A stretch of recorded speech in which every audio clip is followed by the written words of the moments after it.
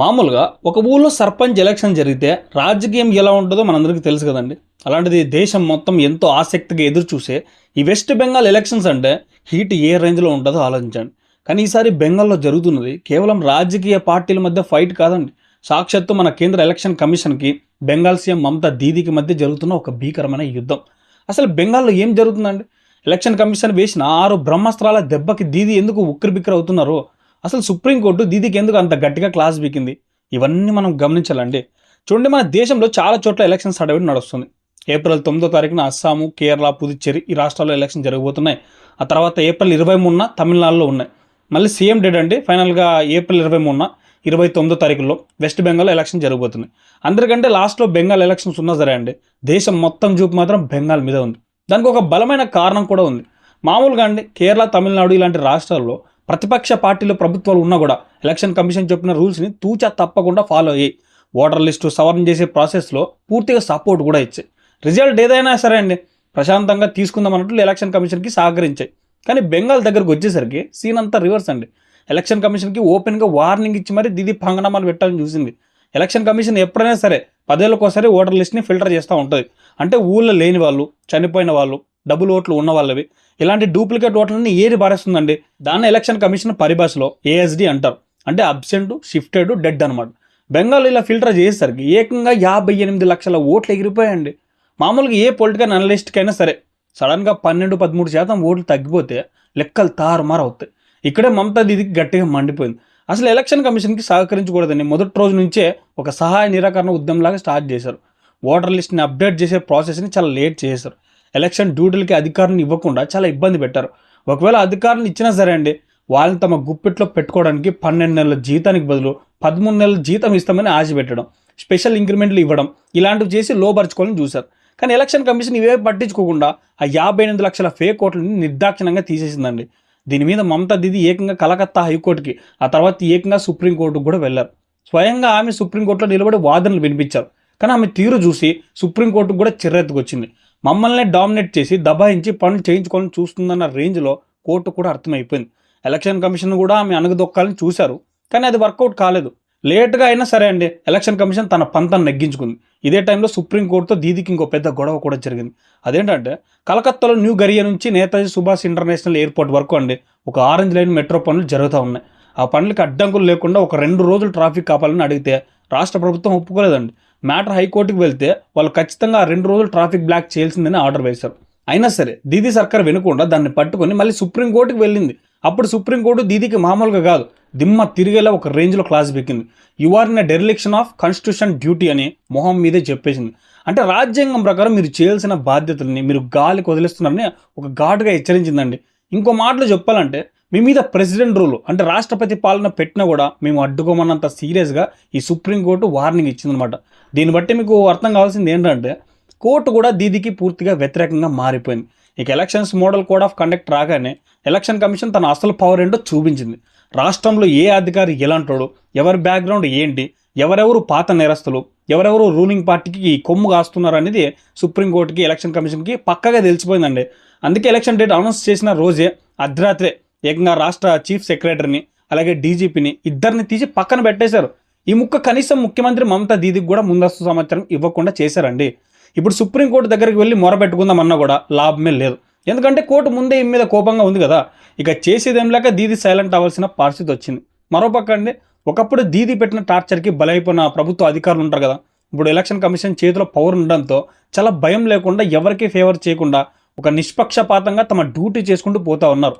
ఎందుకంటే election commission అండ వాళ్ళకు ఉంది కాబట్టి. ఇక ఎలక్షన్స్ ఎట్టి పరిస్థితుల్లోన వన్ సైడ్ అవ్వనివ్వకూడదని, అక్రమాలు జరగకుండా చూడాలని ఈ ఎలక్షన్ కమిషన్ అనేది ఒక 6 పాయింట్ల రూల్ని పాస్ చేసింది. ఈ 6 సూత్రాలు బ్రహ్మాస్త్రం చూశాక మమతా దీదికి అక్షరాల కాళ్ళు కింద భూమి కదిలిపోయినంత పని అయిపోయిందండి.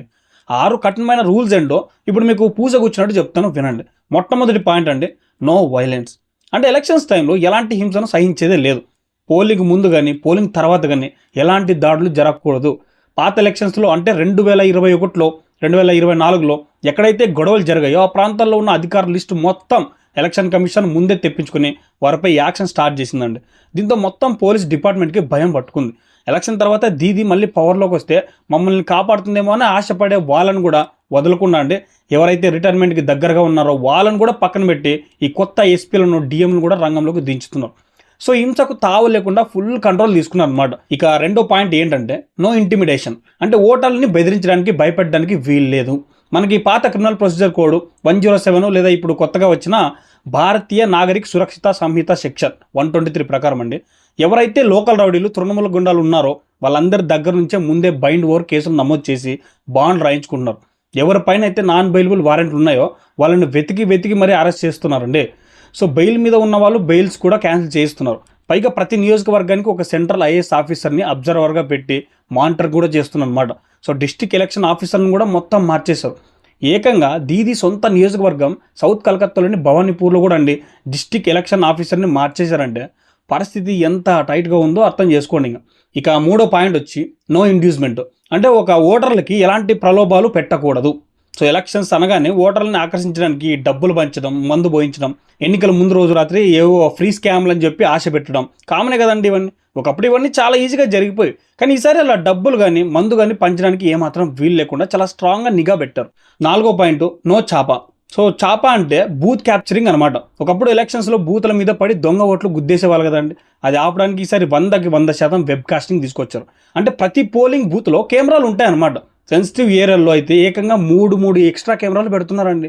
బూత్ లెవెల్లో ఉండే మైక్రో అబ్జర్వర్లను కూడా ఒక సెంట్రల్ లొకేషన్లోనే కూర్చోబెట్టి ఈ కెమెరాల ద్వారా ఫుల్గా వెబ్ కాస్టింగ్ చూస్తూ అబ్జర్వ్ చేసేలా కమాండ్ పాస్ చేశారనమాట. ఎప్పుడైనా అండి చిన్న తేడా జరిగినా చాలు ఒక అరగంట కంటే ఎక్కువసేపు కెమెరా ఆఫ్ అయినా అండి ఆటోమేటిక్గా కంప్లైంట్ రిజిస్టర్ అయ్యేలా సెట్ చేశారు. సో ఇక లోపలికి దూరి దొంగ ఓట్లు వేసే ఛాన్స్ ఏ క్వశ్చన్ లేదు. ఐదో పాయింట్ అంటారా, సో బూత్ జామింగ్ ఉండకూడదు. బూత్ జామింగ్ అంటే ఇది ఒక వెరైటీ పాలిటిక్స్ టెక్నిక్ అనమాట. అధికార పార్టీకి చెందిన వాళ్ళు ఉదయాన్నే వెళ్ళి క్యూ లైన్లో నిలబడిపోతారు. వాళ్ళు కావాలని ఓటు వేయడానికి చాలా టైం తీసుకుంటూ లైన్ ముందు కదలకుండా చాలా స్లోగా చేస్తూ ఉంటారు. ఈలోపు ఎండ పెరిగిపోయి బయట లైన్లో పెద్దవైపోయి నిజమైన ఓటర్లు విసిగిపోయి అబ్బాయి ఇది ఎక్కడ దరిద్రం, ఈ ఎండలో ఇంకో 3 గంటలు ఎవరు నిల్చుంటారని ఓటు వేయకుండానే వెనక్కి వెళ్ళిపోయేలా చేస్తారండి. ఈసారి ఇలాంటి బూత్ జామింగ్ జరగకుండా ఎలక్షన్ కమిషన్ గట్టి చర్యలు తీసుకుంటుంది. ఇక ఆరో పాయింట్ అన్నిటికంటే పవర్ఫుల్ అస్త్రం ఇదే అండి. అదేంటంటే no source jamming. Source jamming అంటే బూత్ దాకా ఓటర్లు రాకుండా వాళ్ళ ఇళ్ళ దగ్గరే అండి లేదా వాళ్ళ అపార్ట్మెంట్ గేట్ దగ్గరే గూండాలు కూర్చొని వాళ్ళని బయటకు రానికుండా భయపెట్టి ఆపేయడం అనమాట. ఇదివరకు ఇది బెంగాల్లో చాలా కామన్, కానీ ఈసారి రిప్రజెంటేషన్ ఆఫ్ పీపుల్ యాక్ట్ని గట్టిగా వాడి ఎవరైనా ఓటర్ని ఓటు వేయకుండా బూత్ పరిధిలో ఇంటి దగ్గరే ఆపేస్తే ఖచ్చితంగా ఆ బూత్ మొత్తానికి రీపోలింగ్ నిర్వహిస్తారు. దీనికోసం పోలీసుని, సెంట్రల్ ఆర్మ్డ్ పోలీస్ ఫోర్స్ని కేవలం బూత్ దగ్గరే కాకుండా ఆ ఏరియా మొత్తం తిరుగుతూ పహారా కాసేలా డిప్లాయ్ చేశారు. దీనివల్ల ఓటర్లకి పూర్తి భద్రత ఉంటుందండి. దీని రిజల్ట్ ఎలా ఉందంటే 6 లక్షల పైచులకు ఇన్కన్సిస్టెన్సీ ఓటర్లో ఈరోజు మొదటి విడతగా అండి 27 లక్షల మంది లిస్ట్ అనేది పబ్లిష్ అవబోతుంది. దీనికి వ్యతిరేకంగా జమాతే ఇస్లాం వాళ్ళు ముందుగానే బంద్కి కాల్ కూడా ఇచ్చారు. కానీ సెక్యూరిటీ అంత టైట్గా ఉండడం వల్ల ఎక్కడ చిన్న గొడవ కూడా జరగలేదు. ఇలా ఏ ఒక్క చిన్న గ్యాప్ లేకుండా ఎలక్షన్ కమిషన్ 6 పాయింట్ల వ్యూహంతో ఇంత పకడ్బందీగా ఏర్పాటు చేస్తుంటే ఇక మొత్తం సిస్టమ్ని గుప్పెట్లో పెట్టుకున్న మమతా దీదికి దిమ్మ తిరిగిపోకుండా ఎలా ఉంటుంది చెప్పండి. ఇలాంటి కఠినమైన రూల్స్ నడుమ ఈసారి బెంగాల్ ఎలక్షన్ చరిత్రలో ఒక మార్క్ క్రియేట్ చేయడం ఖాయమండి. మరి రసవత్తరమైన పోర్లో ఫైనల్గా ఎవరు గెలుస్తారో చూడాలి. ఈ వీడియోలో నేను చెప్పిన పాయింట్స్ మీద మీ కామెంట్స్ ఏంటో కింద తెలియజేయండి. వీడియో నచ్చితే ఖచ్చితంగా లైక్ చేసి మన ఛానల్ని సబ్స్క్రైబ్ చేసుకోండి. జై హింద్, జై భారత్, వందే మాతరం.